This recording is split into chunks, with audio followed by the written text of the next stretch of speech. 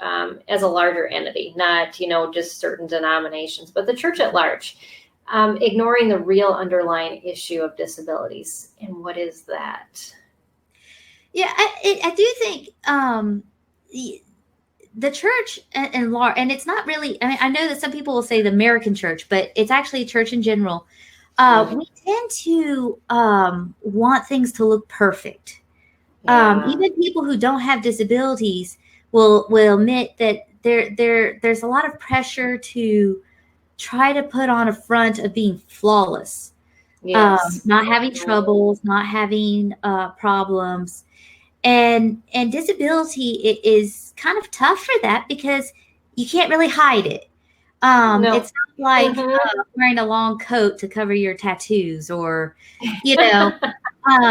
it's really hard to hide a disability. And so it's out there for everybody to see, and kind of to be reminded that they're not little gods themselves. They're not perfect. And it's really hard on kind of the rose-colored glasses that we put on Sunday mornings. Right. Yeah. That's the mentality I grew up with in the church. And it was very difficult myself, struggling.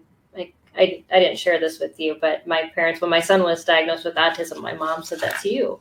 I struggled with wanting to commit suicide every day. And yet here I was supposed to be perfect. And so it was this back and forth going, why do I want to kill myself? Yet I'm supposed to be perfect. And yet I could never achieve that perfection. And that's what spiraled my depression on top of it. And so there's a fundamental flaw, really, in our theology, isn't there? Yeah, because our struggles are actually part of our Christianity. Yeah. It's funny that we kind of gloss over that. Well, I mean, we'll talk about the love of God, the grace of God, but we don't necessarily talk about the tribulations of overcoming hardship. And there's so many scriptures in the Bible that talk about kind of us being refined in the fire, or going through difficulties to be perfected. Struggle is actually part of the Christian walk. It's the essence of how we become like Christ, is to take part of his suffering. And so when we try to gloss over that to be like, oh, everything's perfect, we're kind of minimizing our Christian walk in some ways. And I totally relate to the depression that you were talking about, because with both my sons, especially with my second, it's just like, how am I supposed to process this? How am I supposed to wrap my brain around why God would let a child go through this? I kind of somehow processed it different with my oldest. It was still a struggle.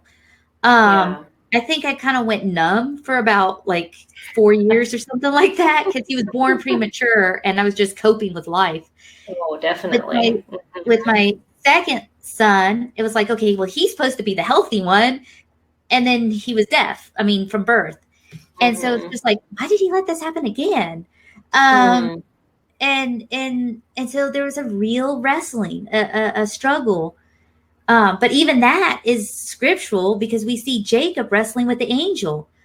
The wrestling is part of our walk. It is essential. I think it's not just something God tolerates. I think it's something that he wants us to do, to approach him and say, why did you do this? Just like Job. And that, well, even David in the Psalms, in that we grow closer to God. We're not being unchristian. Right. And we're not being unfaithful, and we're not hating God, but the lack of understanding, because our walk will never look like someone else's walk. And truly, that's what disabilities bring out into the open.